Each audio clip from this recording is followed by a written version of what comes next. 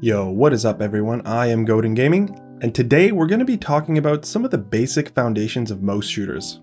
So we need to start you from the very beginning. We need to get you used to some basic level of play so that we can build on that later. Now these aren't rules, they're basic ideas that will start you on the road to improvement.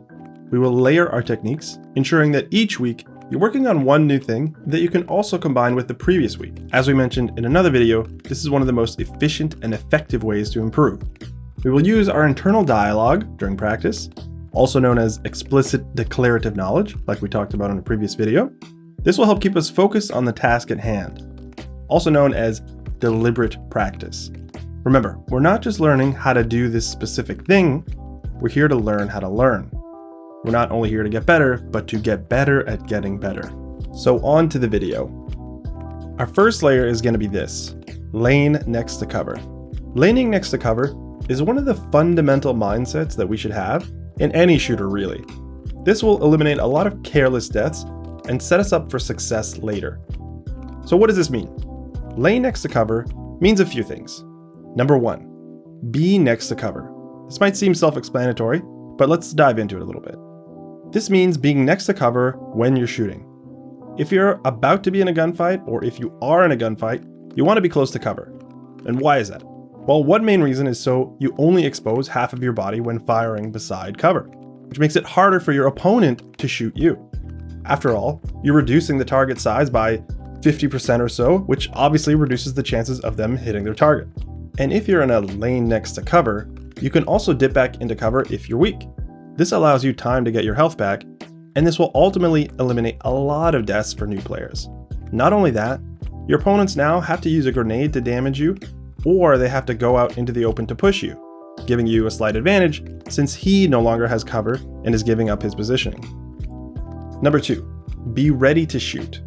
When you're trying to lane next to cover, you need to be ready to shoot your gun. This means you can't be looking down a lane and reloading your gun. A, you can't shoot your gun while you're reloading, so you're not doing anything for your team really. And B, the enemy can shoot you.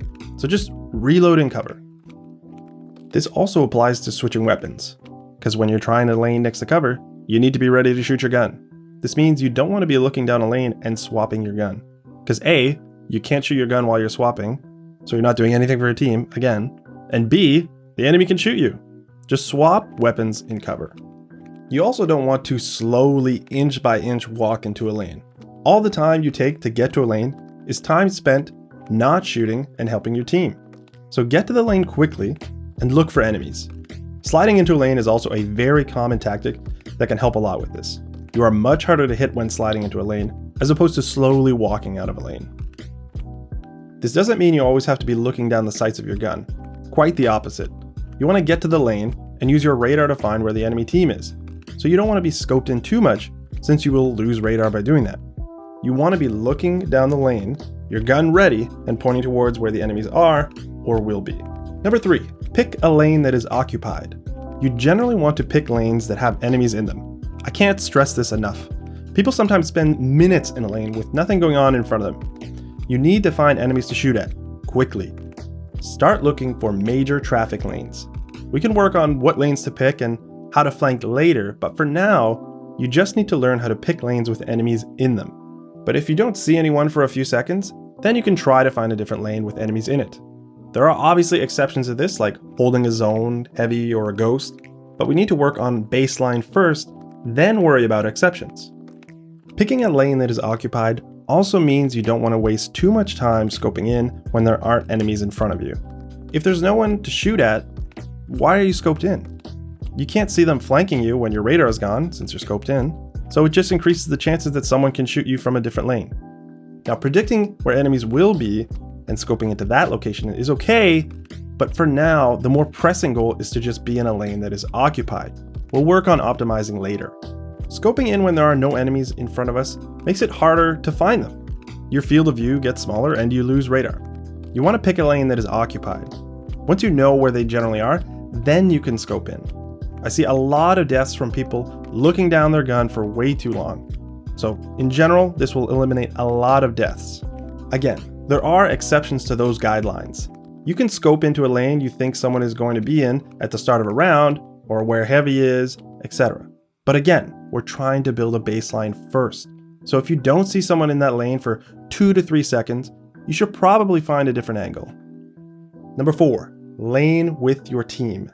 Being close to your team in general is almost always a good idea, especially in the early stages. This alone will eliminate a lot of needless deaths. Why? Well, numbers advantage is always a good thing. Fighting 2v1 is always easier, because you're potentially doubling your firepower and doubling your health. And you have a way better chance of coming out on top. Having said that, you don't have to pick the same lane as your teammates. Now, it's okay to use the same lane as your team, as long as you don't block their path when they need to get back into cover. Guardians are fat as hell, so this can sometimes be very difficult, so just be careful. One strategy that can help with this is the front and back positions. Essentially, if you see someone in a lane and they are really close to that wall, you want to be slightly off and behind them.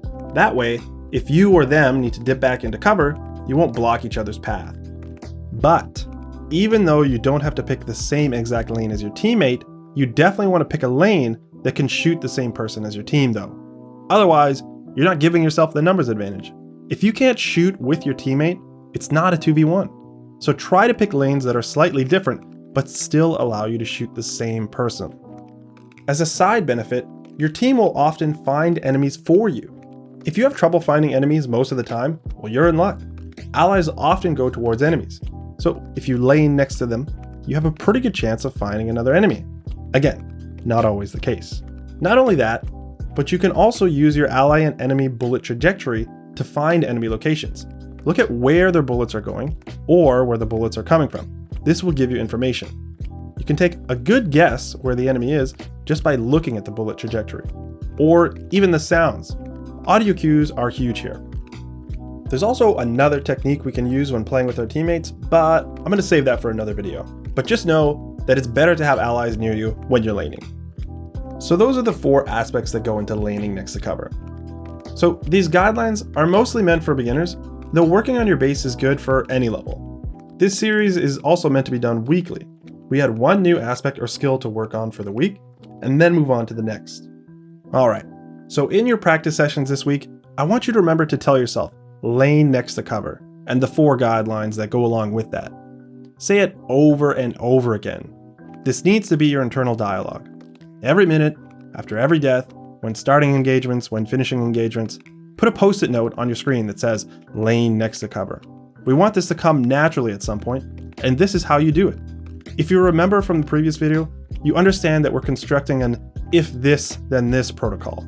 Basically, your brain should say, if I want to get into an engagement, then I should try to get into a lane next to cover. And if you want another video explaining the reasoning behind this, I'll put a link in the description below or maybe on the left. And hopefully that was useful to some of you. I look forward to hearing your progress in the next week. Thank you so much for watching, and have a good day.